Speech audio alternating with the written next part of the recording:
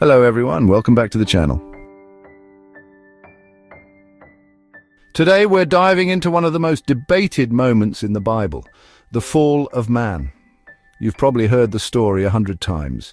Eve eats the forbidden fruit, then gives it to Adam. But here's the question. Was Adam actually with her when she sinned? This small detail has huge implications for how we understand responsibility, temptation, and the dynamics between Adam and Eve. In this video, we'll break down the key verses in Genesis, examine the original Hebrew wording, and look at what theologians and scholars have to say. So grab your Bible, get comfortable, and let's explore the truth behind this ancient question. Before we continue, please remember to subscribe, like, and share. The Hebrew text of Genesis 3 verse 6 appears to imply that Adam was with Eve in the scene of temptation. The King James Version offers this word-by-word rendering. And when the woman saw that the tree was good for food, and that it was pleasant to the eyes, and a tree to be desired to make one wise, she took of the fruit thereof and did eat, and gave also unto her husband with her, and he did eat. The New International Version goes further and translates, "She also gave some to her husband, who was with her, and he ate it." At first glance, it appears that Adam and Eve were together when Eve interacted with the serpent, and eventually ate from the forbidden fruit. Such a view raises a problem. It implies that Adam would have watched everything without interfering to prevent Eve from being deceived by the serpent. If one considers that it was Adam who first received the instructions about the forbidden tree, Genesis 2 verses 16 to 17, it becomes even more puzzling to explain why he remained passive and left Eve alone in the face of temptation. John Calvin admitted that, although some people interpreted the passage to mean Adam was with the woman, such interpretation is by no means credible. He then suggested it might be that he, Adam, soon joined her, and that even before the woman tasted the fruit of the tree, she related the conversation held with the serpent and entangled him with the same fallacies by which she herself had been deceived. John Wesley asserted that he, Adam, was not with her when she was tempted. Surely if he had, he would have interposed to prevent the sin. But he came to her when she had eaten, and was prevailed with by her to eat likewise. C.A. Leupold conjectured, when the temptation began, Adam was not with Eve, but had only joined her at this time.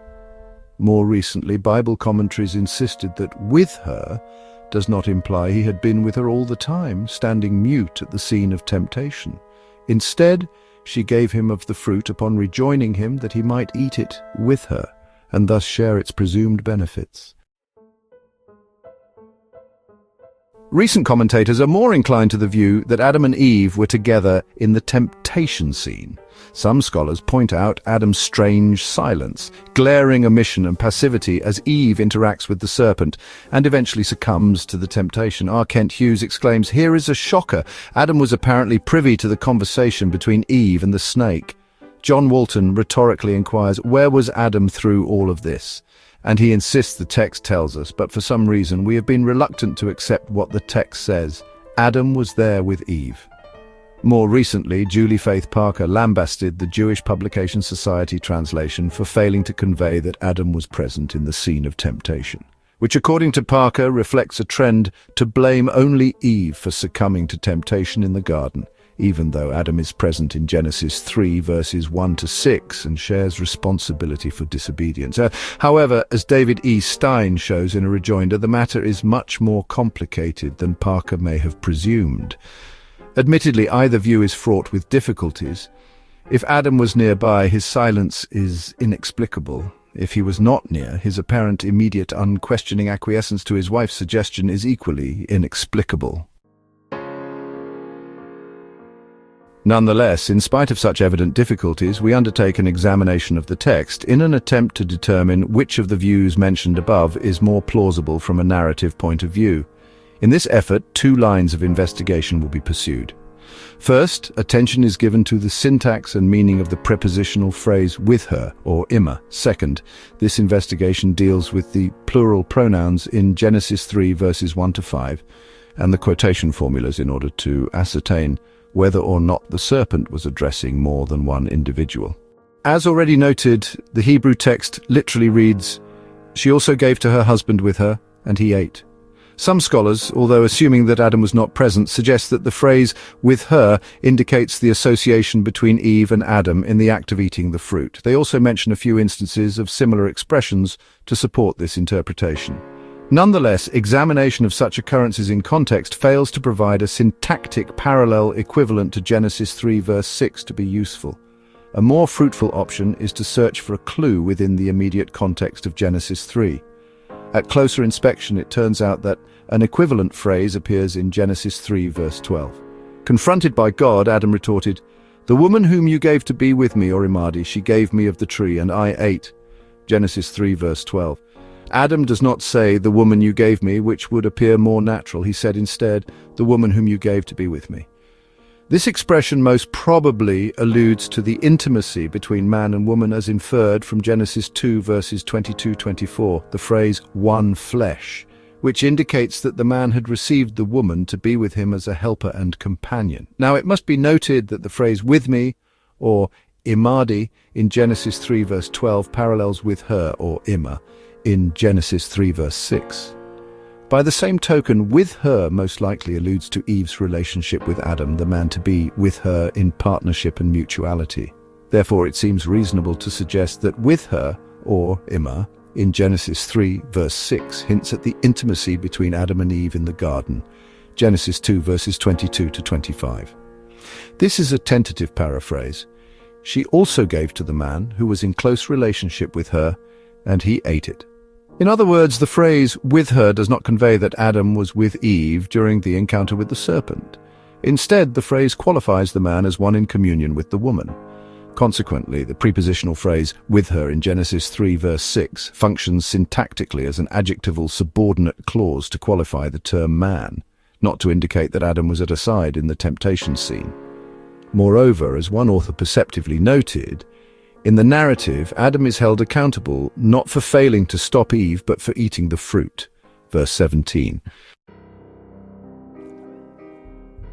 It has been argued that since the serpent addresses Eve by means of plural pronouns, verses 1 and 4-5, this must be an indication that Adam was with Eve. Indeed, the serpent always addresses the woman by means of the plural you.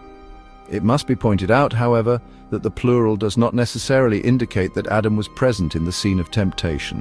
A single individual may be addressed by plural pronouns if associated with or representing others.